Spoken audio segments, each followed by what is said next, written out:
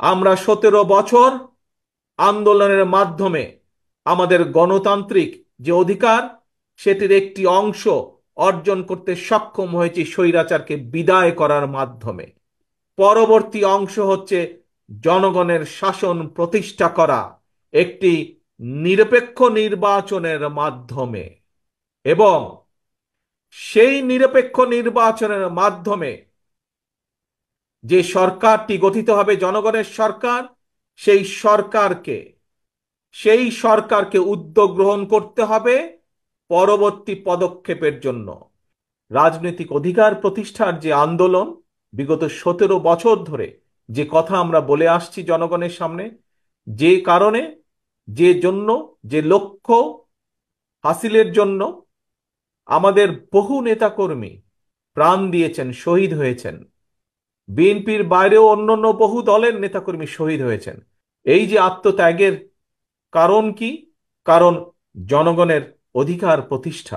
স্বৈরাচার এরশাদের ভোট নয়, যেই ভোট যুদ্ধের জন্য বাংলাদেশের মানুষ বিএনপিকে সাথে নিয়ে বছরের পর বছর ধরে সংগ্রাম করেছে, যে গণতান্ত্রিক অধিকার রক্ষার জন্য বিএনপি জনগণকে সাথে নিয়ে বছরের পর বছর আন্দোলন সংগ্রাম করেছে, আমাদের সেই লক্ষ্য অর্জন করতে হবে।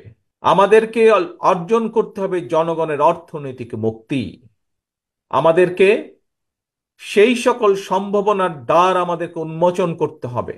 আমরা বাংলাদেশে আবারও সেই উৎপাদন এবং উন্নয়নের রাজনীতি চালু করতে চাই, এবং সে কারণেই আজকে 8,000 কিলোমিটার দূরে থাকলেও আপনাদের থেকে আমার মন পড়ে আছে বাংলাদেশে, বাংলাদেশের মাটিতে, বাংলাদেশের প্রতিটি ইঞ্চি মাটিতে স্বৈরাচার বিদায় হয়েছে। স্বৈরাচারের প্রেতাত্মারা কিন্তু এখনো ঘোরাফেরা করছে। কাজেই তারা বিভিন্ন রকম বিভ্রান্তি ছড়ানোর চেষ্টা করছে। তারা আপনাদের এই প্রিয় দল, বাংলাদেশের মানুষের প্রিয় দল, এই দলের এই দলের নাম ব্যবহার করে অনেকে বিভিন্ন রকম অনৈতিক কাজের সাথে সম্পৃক্ত হয়েছে। এই দলের নাম ব্যবহার করে পরিষ্কারভাবে আমি জানিয়ে দিতে চাই, এই ষড়যন্ত্র করে কোনো লাভ হবে না। বাংলাদেশের গণতান্ত্রিক আমি মানুষ এবং শহীদ জিয়া, খালেদা জিয়ার প্রকৃত সৈনিক যারা, তারা এই ব্যাপারে প্রতিবাদ প্রতিরোধ গড়ে তুলবে, এবং যে কোনোভাবেই এই ষড়যন্ত্রের দাঁত ভাঙা জবাব তারা দিবে।